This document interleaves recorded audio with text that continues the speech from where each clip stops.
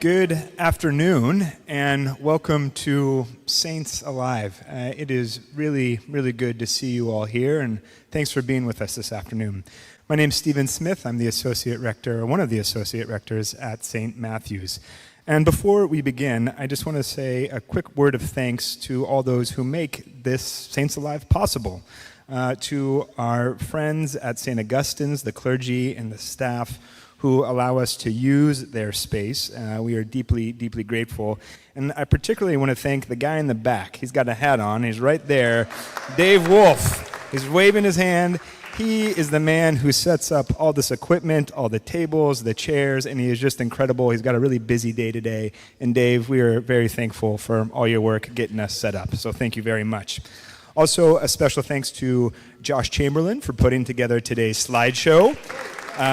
And also Tyler Deturi, our facilities manager, who's not here right now, but for some of the images and the drone footage that you will see in just a bit.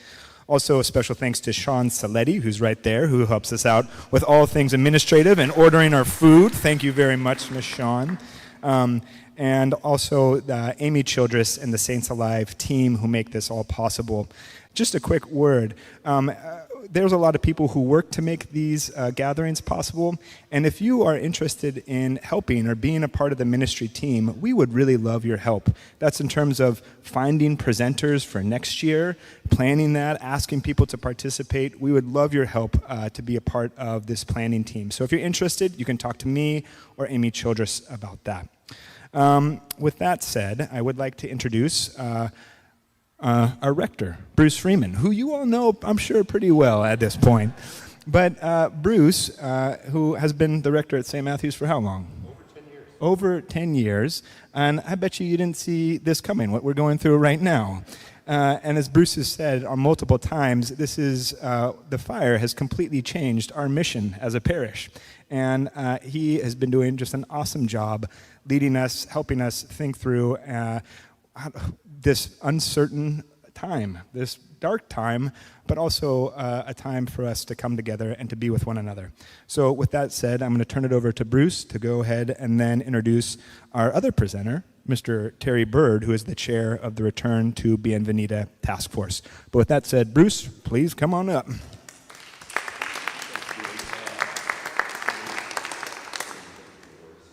Yep. It is on now. The Lord be with you. Let us pray.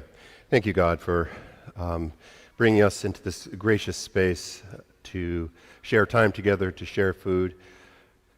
May your Holy Spirit be with us as we talk through some of this really difficult material, and as we talk about the present and the future for our beloved St. Matthew's. Guide us with patience, guide us with vision, guide us most of all with your hope and love. Bless us now, in Jesus' name. Amen. Yeah, I've really been thinking about where I was going to begin my presentation here, and I thought it was going to be glibly, because Terry Bird, who I'm going to introduce in a second, is a really good friend over the course of the last 10 years, and we make each other giggle. But the material today is kind of hard. Like many of you, we lost our house, as you'll see. And the difficulty of this fire on the campus is still unfolding. And the difficulty on our congregation is very much still unfolding. I have said to many people, well, how are you managing? So what's the hardest part? Oh, you lost your house. The hardest part for me, not that losing your house is anything really easy. The hardest part for me, and I think I can speak for the clergy and staff, has been the loss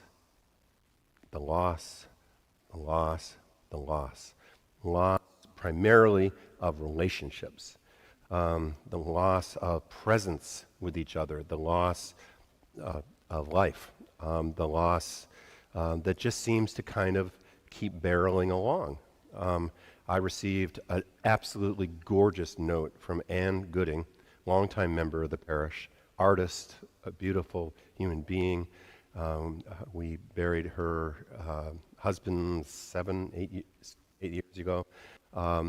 And the letter was basically, Dear Bruce, I have moved to Carlsbad to be near my daughter at this time, thinking it's the best thing for me and for my kids and grandkids. And the line that's really struck me was, I don't want to think about this as another great, I want to think about this as another great adventure, but I also think about this as the loss of something very precious.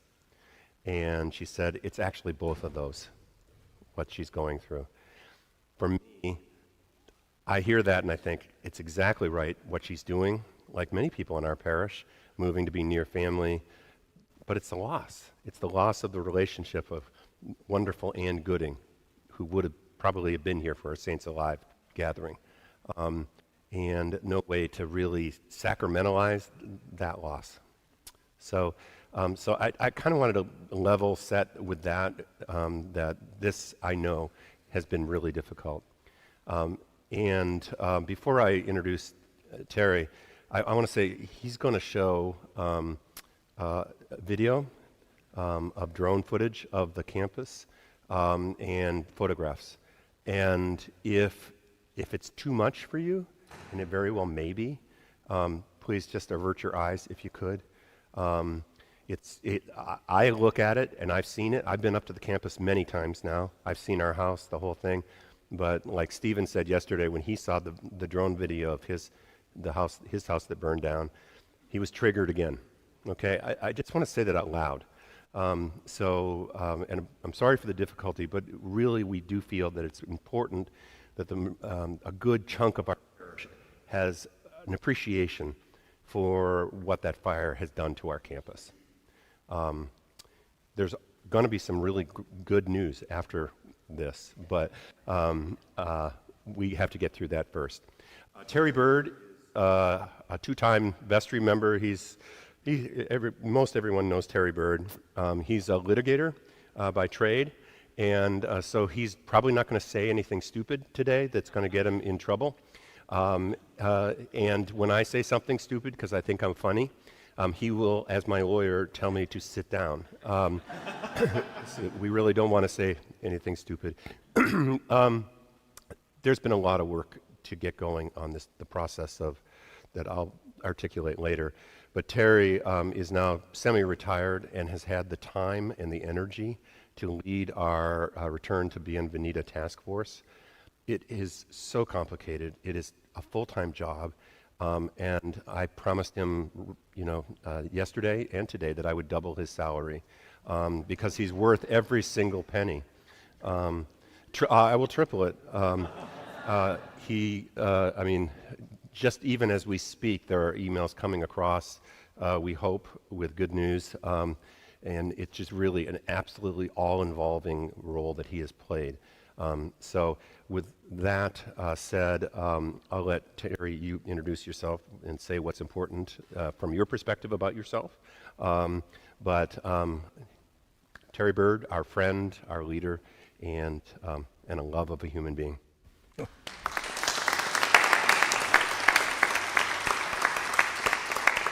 I think, can you all hear me?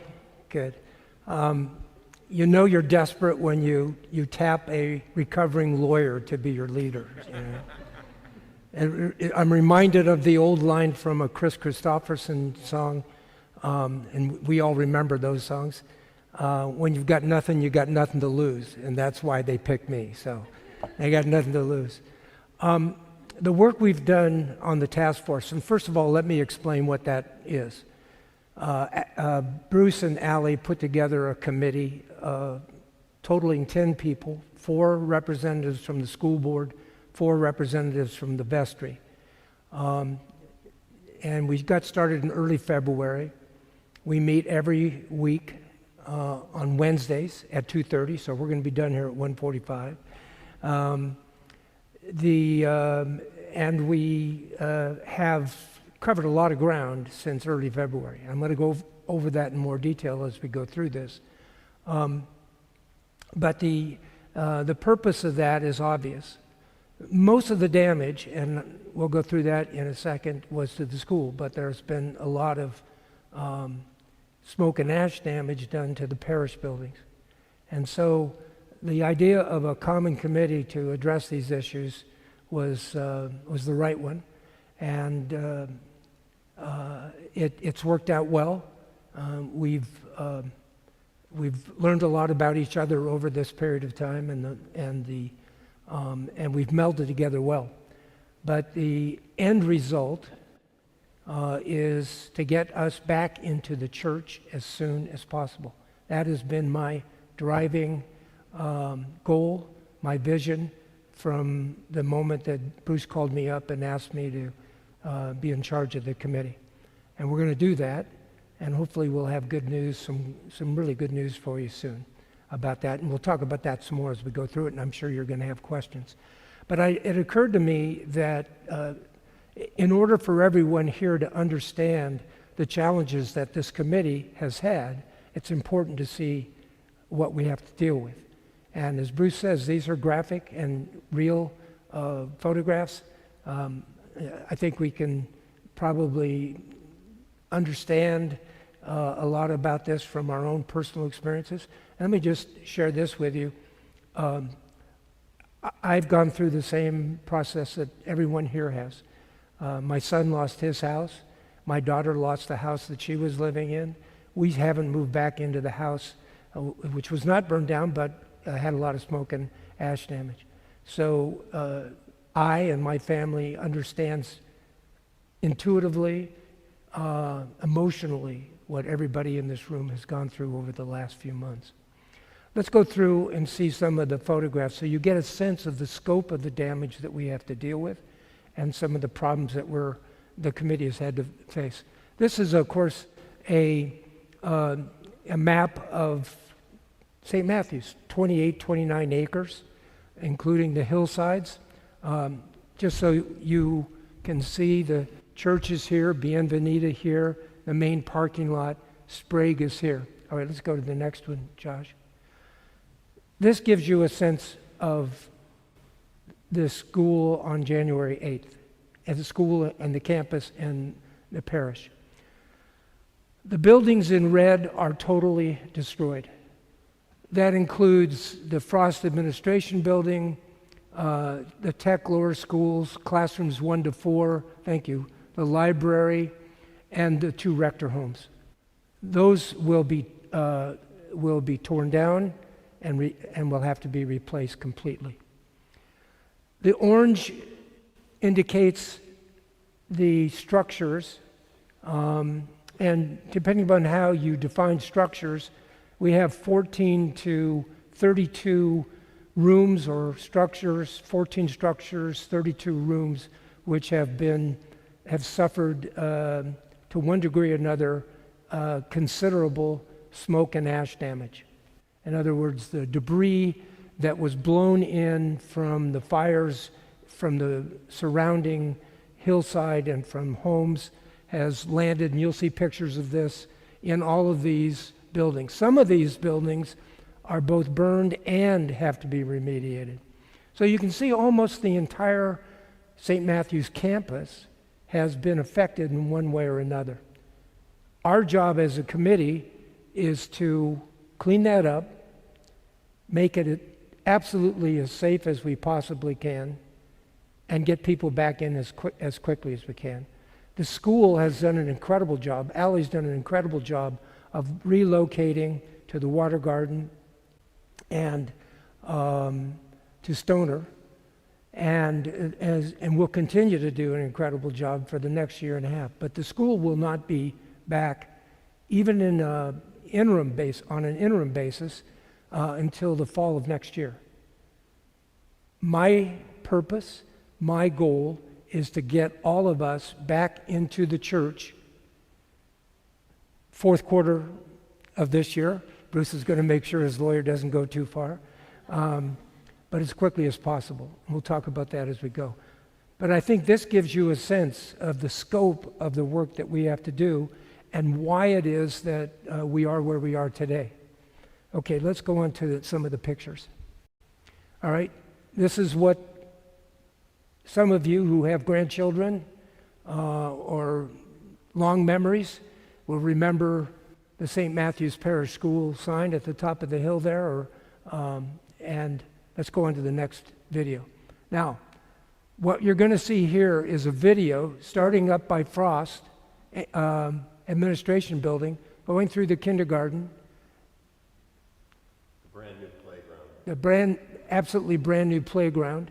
And now you're going to see the library building, classrooms 1 to 4, and what's left of them. There's the ramp down to the loop road, library on the right. That's what's left.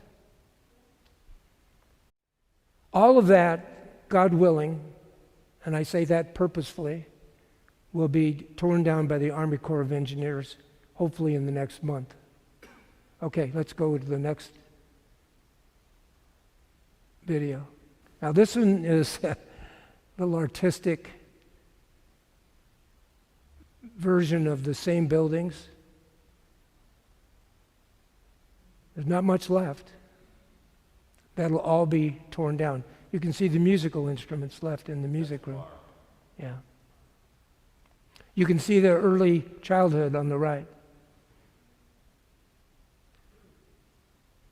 There's the bells. There's the ramp. All of those trees, even when they're sprouting green, I'm told by the arborist, will be lost. That's, decades of growth.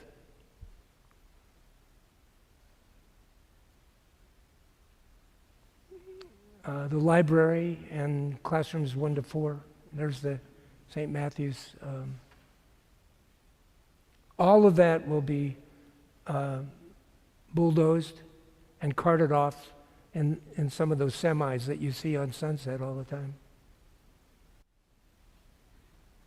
Okay. Now, let's just stop for a second.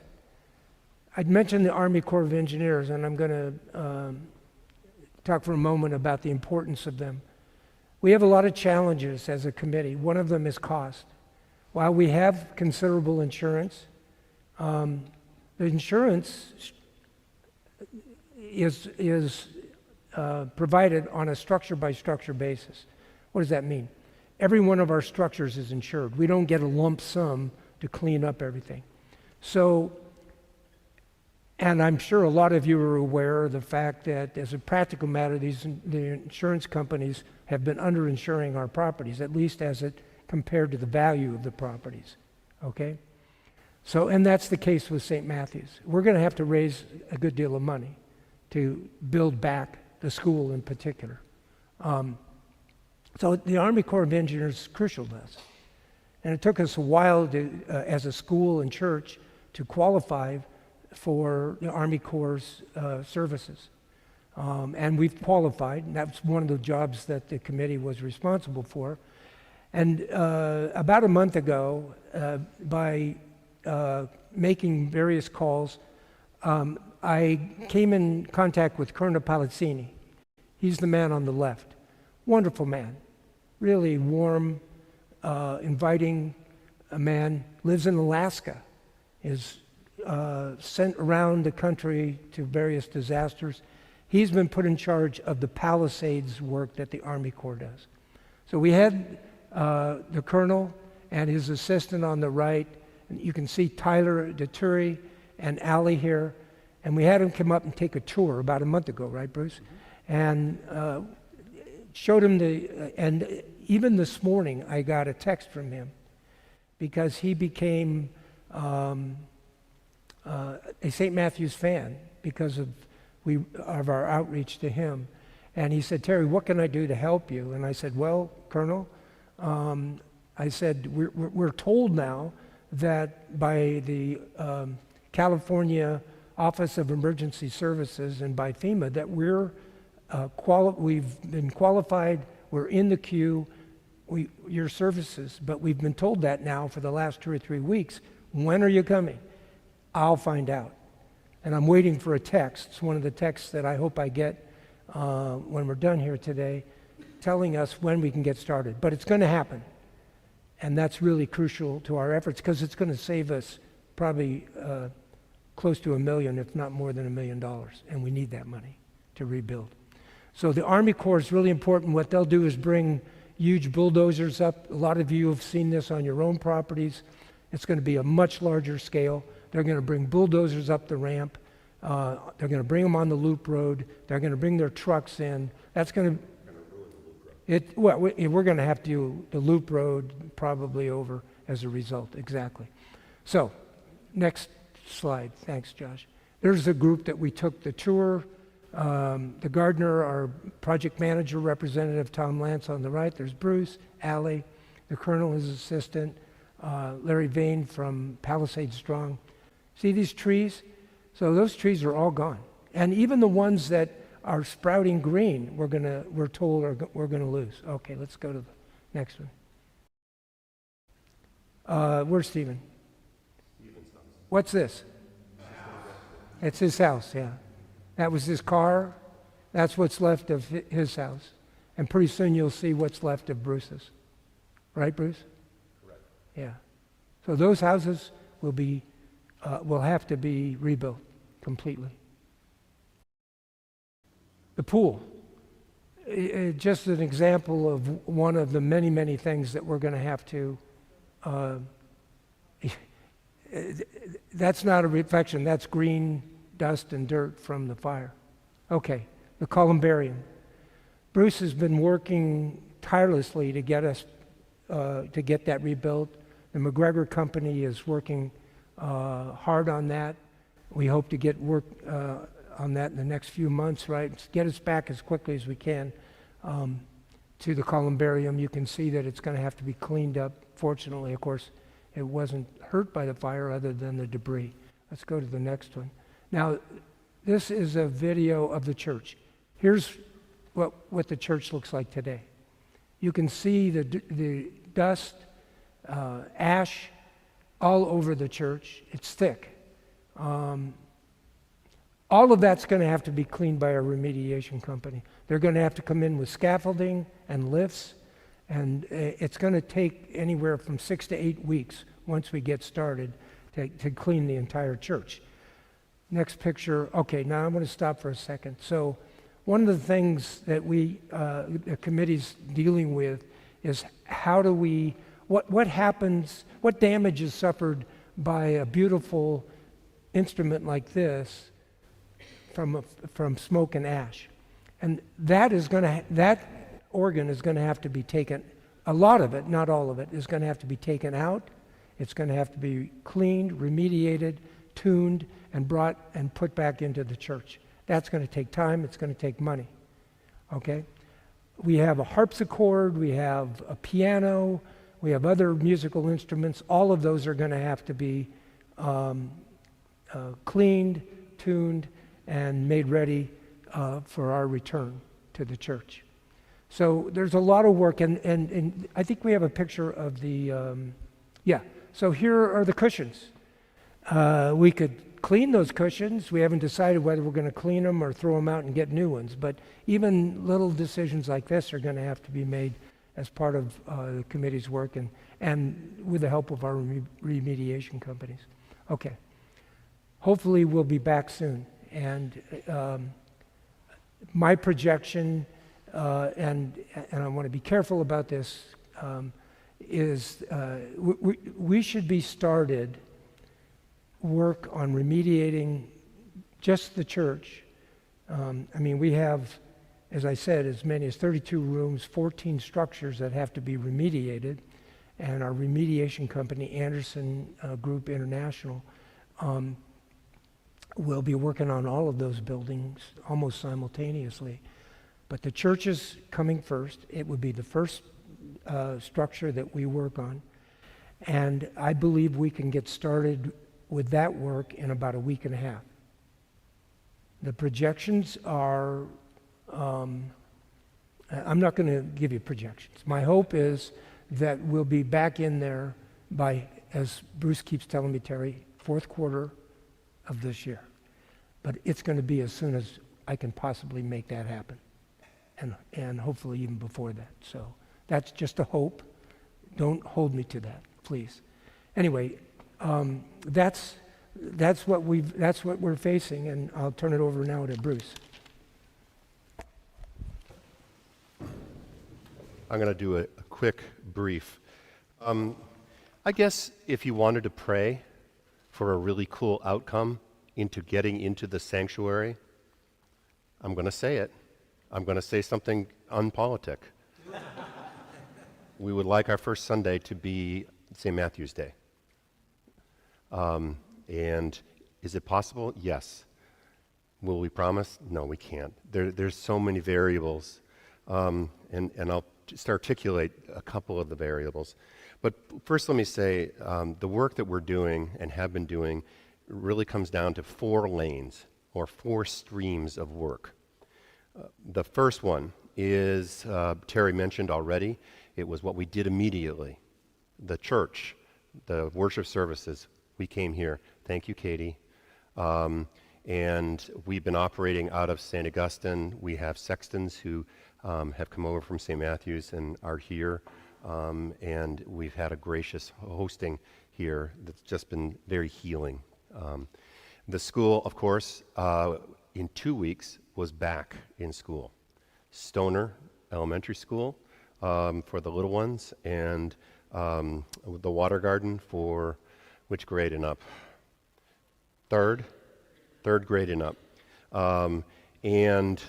So it's working. Is it perfect? No. I actually find the Water Garden quite delightful. The ceilings are really high. It's all glass. But a part of the ongoing programming for the next year or so is upgrades, especially this summer, on the Water Garden, because they're going to bring over kindergarten through 3rd grade. They'll be on the 1st floor of the Water Garden. The other part of the school will be on the 4th floor. And so there's going to be a lot of work done on those 2 floors over the course of the summer. Stoner will continue having the itty-bitties, including our parent-taught program, which has a new leader, Gwen Grigsby, who we're just absolutely thrilled about. And the numbers are very good, by the way.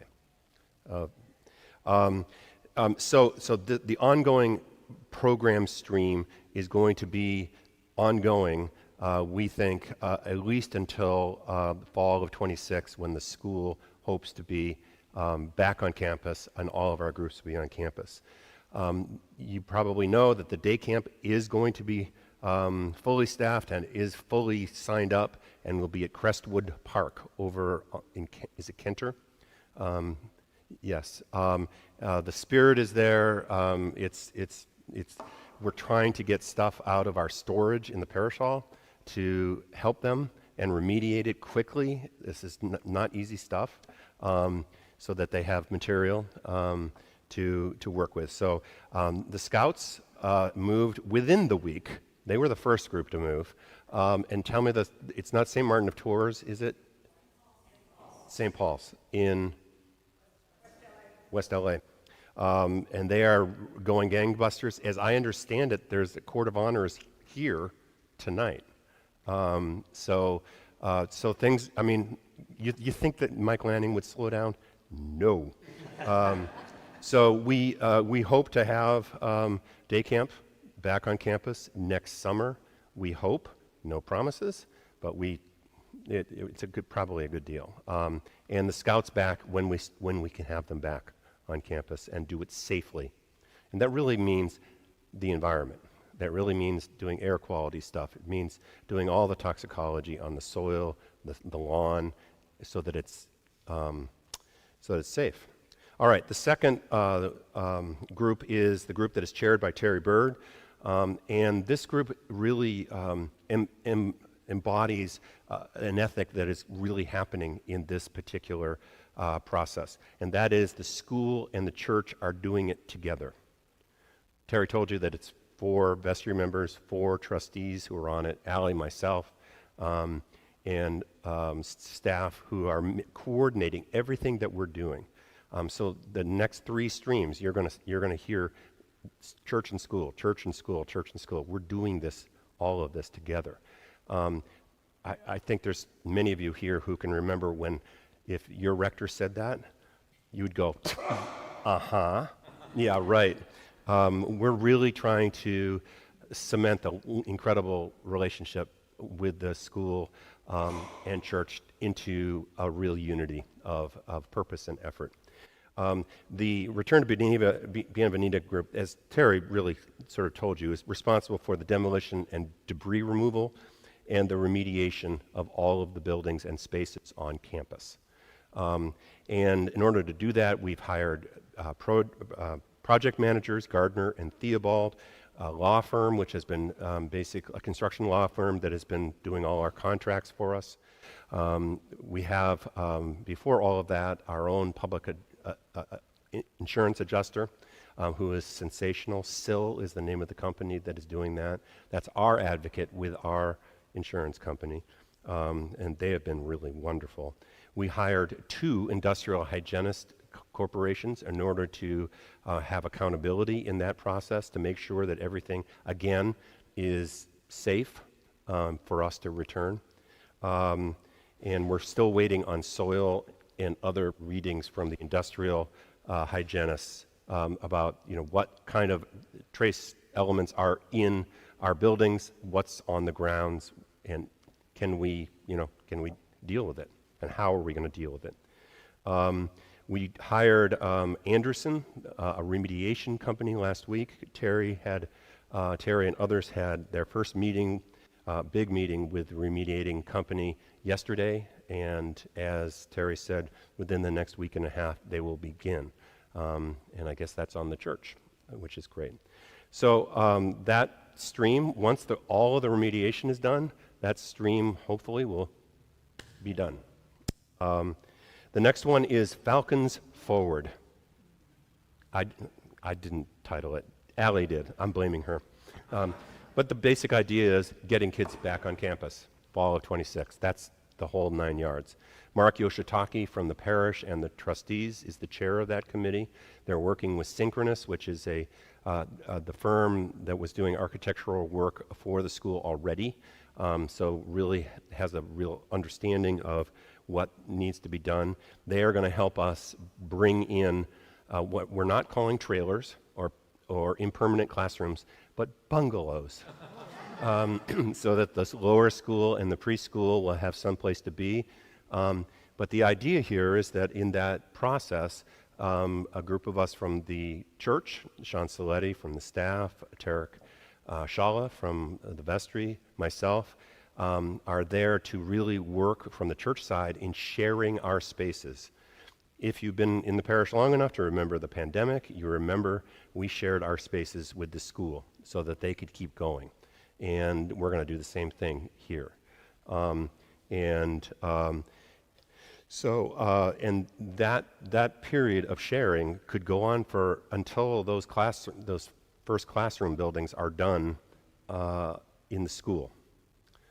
Okay, does that make sense of all of that? There's going to be questions afterwards. Lastly, rebuilding. We are still working on the steering team for that. We know that it will be Allie and Bruce and our senior warden, Darren Seidel, and Andrew Devkar, the chair of the trustees. Beyond that, we're not sure. It's going to be a relatively small group who will be making decisions on a whole lot of levels, working with architects, working with project developers, the whole thing. We've started working a little bit with Michael Maltzen, who did the design for Founders. And we were working on replacing the rectories, not with 2 houses, but 2 houses and 2 ADUs, for a grand total of 4 residences up the hill. And it's looking positive. And we will have to be making some decisions relatively soon. So we're going to get very, very active on the rebuilding phase, even as we're still working on getting the kids back to campus, even as we're still working on getting our church back into the sanctuary, even as we're doing our programming here, there, and everywhere. So there's a lot of moving parts here, but those are 4 basic streams of work that we're doing right now. Okay? Questions, and I get to begin by asking Terry a question. I'm ready. All right, and you've got the microphone ready to go in a second here? All right. Terry, why are you doing this?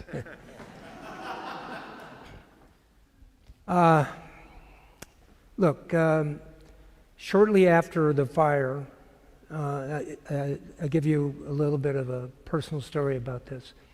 I called my brother, who lives in Northern California. He lived for over 40 years in Paradise, California. He lost 3 homes in the Paradise Fire. I called Doug up and I said, Doug, what can I expect? What is going to happen to me and my family? And he said, Terry, he basically said what Bruce said at the beginning today. He said, the worst thing that's going to happen to you is you're going to lose your community. People are going to move. People that you have spent decades with, who are part of your life and who give you a sense of identity and purpose, will be gone. And your life will change dramatically. So that was hard to hear. And then a few days later, I was one of the people making phone calls for St. Matthew's. And I called a woman who I'd never met before, and I introduced myself, and I said, I'm from St. Matthew's. And she broke down and cried. She said, I can't tell you how much it means to me that you called. Then I realized that what my brother had told me was right, that we had something very special here. And then a few days later, my son and daughter-in-law came to me and said they were moving out of town. And I said, oh, no. So when Bruce called me and asked me to be on the committee and to work on this, I said, you bet, I want to do this. Because I don't want to lose what we have. Now, it's not going to be easy. It's going to take a lot of work. It's going to take work from all of us. It's not easy for me to come to St. Augustine's. God bless them for sharing their space with us. I want to be back in our chapel. I want to be back in our church. I was baptized there. My kids were baptized.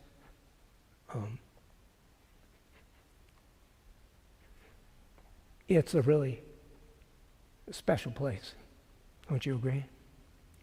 So that's why I'm doing this. And, when people call me and say, well, how come it's taken so long? I say, join the committee. Come work. So if you're upset about that, come join our committee and help us work, because we're doing the best we can. That was my second question, Terry. Terry, why is it taking so long? Yeah. And then questions from, yeah. All right. Basically, you've heard a lot of the reasons already. First of all, you've seen the scope of the work that we have to do. It's pretty massive. We had the Army Corps come in and clean up our lot on Hartzell and the Alphabets that my daughter lived in. Took 2 or 3 days. This isn't going to take 2 or 3 days. It's going to take a long time. And it's taken us a long time to get into the queue to have the Army come. We had to choose. Do we pay for a private debris removal, which would have cost us hundreds of thousands of dollars or maybe over $1 million, or do we let the Army do it? So it's taken us a while to get the Army queued up or teed up and to get through the queue. We're still waiting for that wonderful call. Safety is another issue.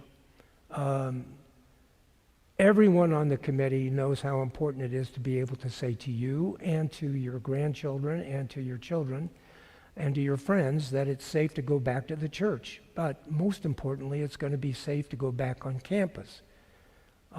We're dealing with all sorts of combustible materials, lead issues, asbestos issues. That's why we hired 2 industrial hygienists. One of them set the standard, that's Citadel. And by the way, these are world-class industrial hygienists. We had a bidding process in place for hygienists, 8 bidders. We interviewed them. I interviewed every one of the 8 along with other members of the committee, and we picked 2. Citadel and Terracon. Both of them are nationwide companies, but they have they're either located as Citadel is or have California offices as is Terracon, and they're working on working for the Getty Museum. They're working for the LA Unified School District. They're working on the Pali. They're local and they know the conditions that they're dealing with. Citadel set the standard. Terracon is actually set up the request for proposal that we sent out to our remediation company. So safety is the second issue. So the scope, safety, cost, those are the 3 main drivers. We also have we've had to, as I mentioned earlier, meld our way of processing decision-making within the vestry is a little different from the way the school district, the school trustees do it. And so that has taken some time to adjust, but we're there, and we're working together, as Bruce says. So for all those reasons, it's taken us longer than we had hoped, but I think we've done it as quickly as we could under all of those circumstances. It's not as simple as look, nothing that any of us does is simple anymore, right? It's just not. Our lives are different now. But dealing with a single-family residence, as tough as that is, doesn't come close to the scope of the work that we have to do for the campus. That's my answer, Bruce. Question, in front.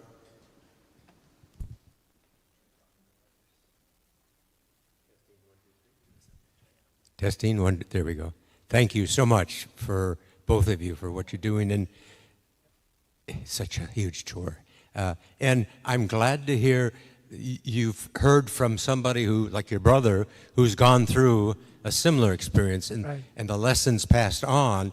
And I'm curious, other churches have gone through the other side. You're dealing with the physical aspect of it, but other churches have gone through the church aspect. I'm curious what you've heard from other churches. Yeah. So the clergy have met together in the Palisades a couple times, and we've also talked offline. How to say this? As if God smiles on us, but we have it easy. I can't say that right, but Methodist Church, Presbyterian Church, Corpus, Roman Catholic, lost everything. And we are fortunate. We are a big institution.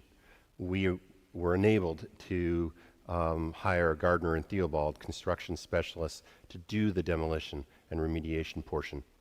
My buddy, the head pastor at Presbyterian Church, Matt Harden, has to do that himself. Matt has to, and the folks at the Methodist Church have to fill out that FEMA form.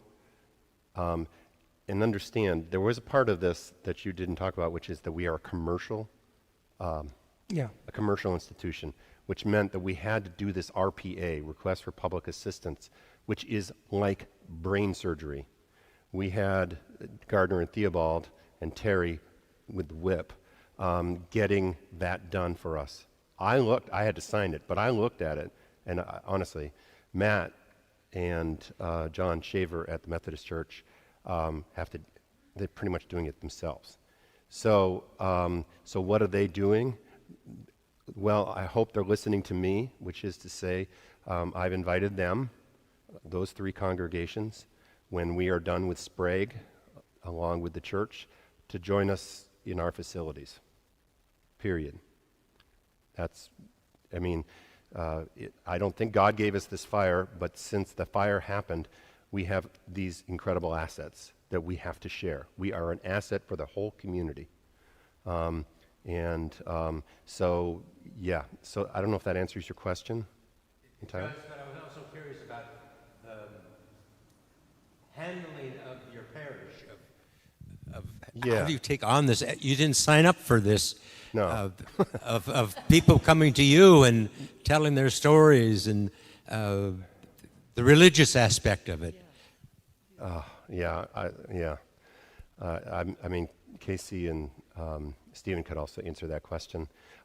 We did almost immediately talk with Episcopal Relief and Development, which just by happenstance, 2 Sundays after the fire, was going to join us as our to preach and to educate us.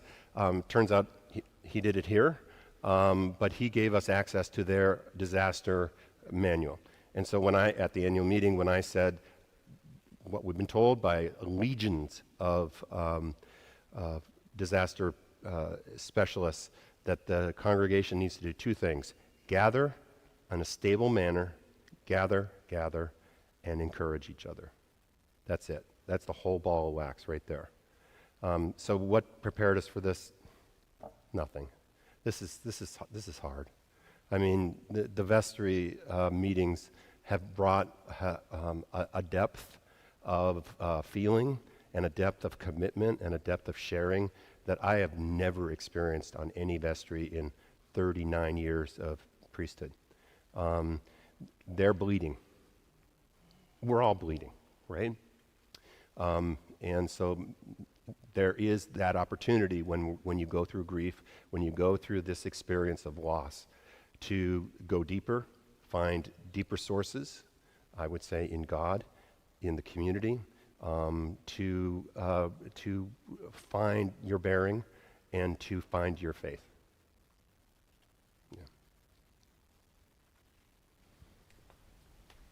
Yeah.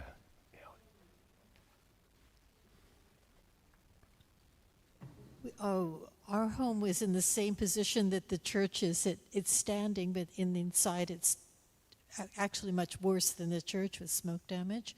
And we'd hired a private public adjuster, and he called me the other day and said, you know, I don't think you should even begin cleaning your house because all the houses around you are burned, and you can clean yours perfectly, and when they start the construction and digging, it's going to be recontaminated. Right. So That's Right. correct. Yeah. yeah, so, Yeah, yeah. and we've discussed that with our hygienists Yes. and with our remediation company. Everything that we do, let me give you a sense of how the remediation is going to work. Right. First of all, we're going to mobilize a small army of employees through Anderson. We have the logistical issues. Where are they going to park? Where are we going to set up the trailers that they need and so forth?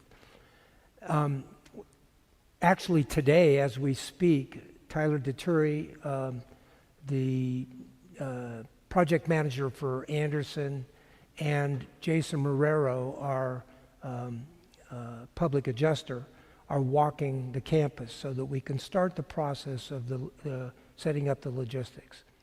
They'll start moving in next week, assuming we can get the contract worked out, and we will. And then they will go through and take out. What they do is I'm sure a lot of you are familiar with. They use these what are called HEPA vacuums to come in and vacuum out all the dust and ash. Okay. They take the contents of the building and they move them into what's called a clean room outside the church. Okay. And then they'll clean the contents and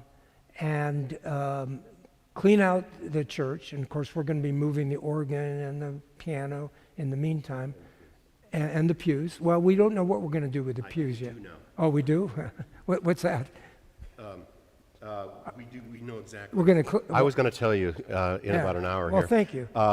Using capital campaign money from the original capital campaign, turns out after getting bids to replace the pews, which really are in need of a lot of work even before the fire, that we can recondition the existing pews with new kneelers that are metal and are way lighter, and get them back in time for a fourth quarter return to Okay, good. campus. Yeah, because Bruce. For a number that is way better than getting all new pews and pew cushions. Bruce is in charge, but I will lobby very hard with him if it turns out that's going to slow down our return. No, Bruce. So what I'm doing is going through the process to get to the point you're asking about. So then we will, after we clean out the church, we bring the contents back in, we get everything set up with these new pews that Bruce is going to make sure are there by end of September. Then we have the hygienists come back in and test things, okay? If they find out that we're not meeting the standards, the EPA and other standards that we have to meet, then our remediation company goes back in to clean again so that we meet the standards. And you're right, one of the issues that the hygienists have warned us about is that as the structures and the houses in the neighborhood are cleaned up, it could reinfect or the church and our structures. But the hygienists and the remediation company believe that we're going to be able to do this in a way so that we prevent that. I mean, they have all sorts of techniques that they use to prevent that. They have what they call forced air, where they basically, some of you have seen this in your houses, where they basically bring in these big blowers to make sure that no dust comes in while you're cleaning up, right? So they're going to use those too. But we're going to test and test and test so that when we are finished, and we'll probably have to test months from now or a year from now. They're also going to seal. They're going to seal it, right? They're going to seal the building. John? Well, in my neighborhood, I think there's three groups of people. There are the optimists, say, oh, it'll be fine, like me. And there are the pessimists, who I think they won't be coming back. And then there are other people who have so far actually hired some people to do things. And my understanding is that so far the news has been very good. So I have reason to think things might just be not as bad as we fear.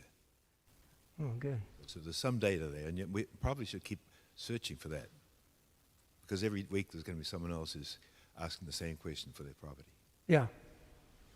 Well, we have people here. Sue Thomas is back in her house right above us on Bienveneda. And Helen's back in her house on Via Floresta. And, so this is starting to... In the alphabet district, this has been done by a number of people. They haven't yet found anything to worry about. Yeah, and you notice if you've driven up Bienvenida that the Army's cleaned out most of the properties leading up to St. Matthew's. So a lot of that's been done.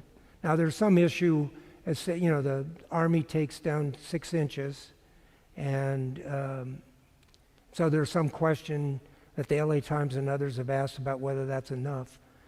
The bottom line is that's why we have 2 world-class industrial hygienists testing for us. Every time I say we're going to do it as fast as we can, somebody screams at me in the committee, safely as fast as we can.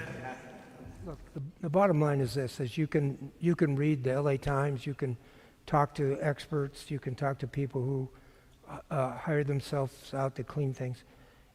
We're going to have top flight industrial hygienists do the testing for us, and that's going to be the bottom line.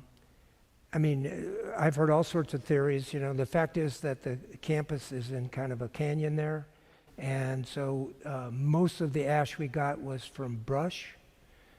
We didn't, theoretically, we didn't get as much as the alphabets got in terms of gasoline from cars or detergents or whatever, a lot of lead-based materials, theoretically. But anybody can spin out theory about what you got to be concerned about. The bottom line is what the test shows you, and we're going to make sure that they're tested. Okay? One piece of data, just 2 seconds. The Marquez School and the high school intend to be on campus this fall, and they're doing it with, Lori Selna's doing the architectural at Marquez, and she said they're having daily air quality testing. That's what their safety zone is. So that's a fact. Awesome. Quick question. Can you give us a update or a status report on the marking center and the thrift shop buildings? Because we're, of course, dying to use those again and wonder. And then if the pieces that were inside, if it's worth the money to remediate those, or if we should get rid of them. So. Yeah, my memory is that the thrift shop building is going to have to be It's remediated. remediated. Yeah, it's the same category, exactly the same category as the storage under the parish center. Yeah, that's right. My office, in terms of the remediation process? No. No, the church and Sprague are first, and we haven't set the priority beyond that. I think I'll make the thrift shop the last one. Don't hit me. Don't hit me. That was supposed to be funny. Oh, good. Good, you didn't hear it. No, I will make it 14th in line. Yeah. No, I would imagine it's going to be done right around the same time as the parish center because it just makes sense. Yeah. And yeah. But in terms of a date, no. Well,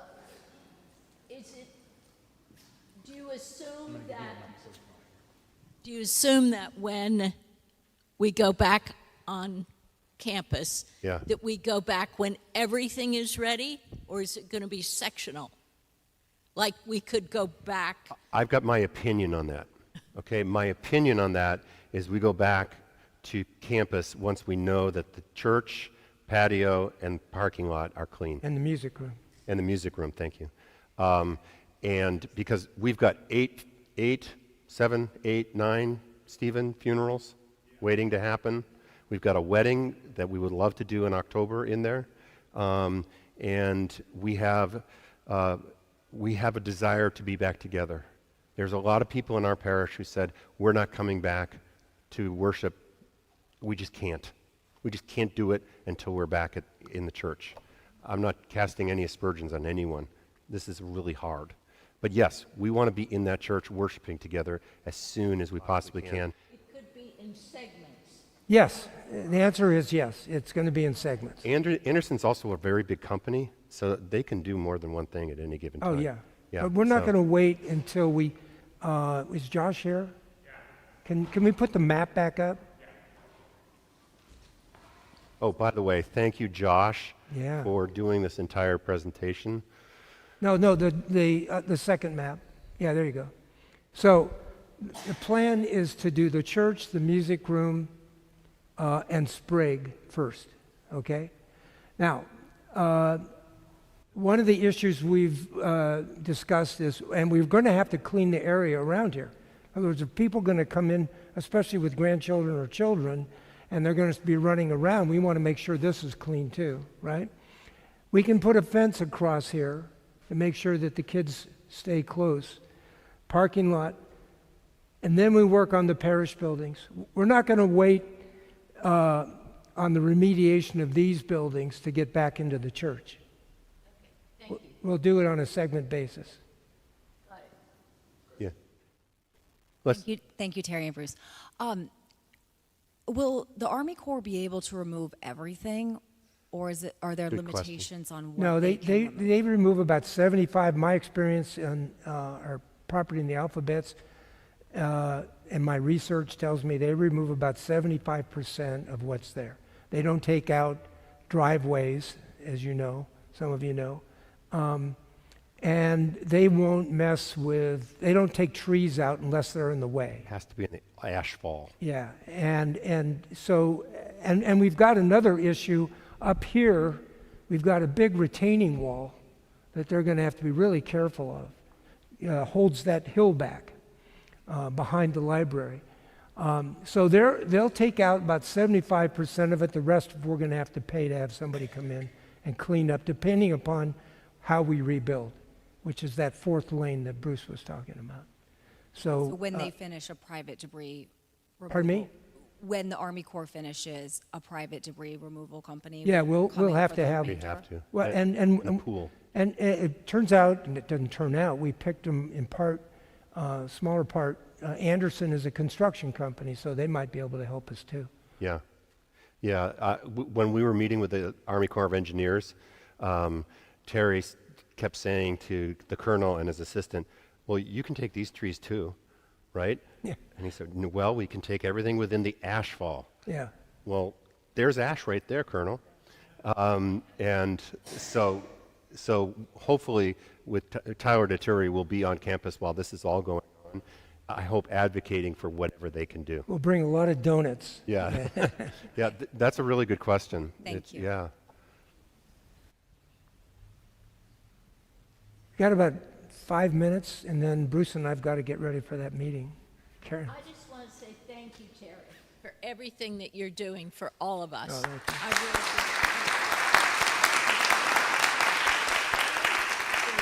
Well, and you know what? And the committee, there are a lot of people, especially I got to say the vestry members, Lori Meister, Mary Ellen Knopf, Darren, but the school board members too. They've put a lot of time into this, and you know there's a lot of love for St. Matthew's invested in all of this. So, and there's going to be more committees set up, right? So Yeah. you'll get your chance. Yeah. Karen? I don't think it hurts to remind everybody that Bruce and Terry and a lot of people on these committees, they lost their homes also. Yeah. Yet here they are helping us, doing things so out of the box, so extraordinary. And I just hope that you feel the love and the support and the gratitude from all of us. I do. I think I can speak for Terry. I can speak for Allie. And I can speak for our clergy and staff. One of the things that we've been talking about quite a bit is the what if. You know, I'm at almost 39 years a priest. I'm eligible to retire any time I want. I'm not going to, okay? Oh, But, God, but, please no. but it could have happened a couple of years ago.